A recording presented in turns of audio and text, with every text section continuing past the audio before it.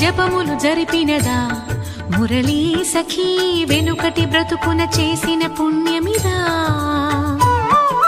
తనువును నిలువున తొలిచిన గాయములే తన జన్మకి తరగని వరముల సిరులని తలచినదా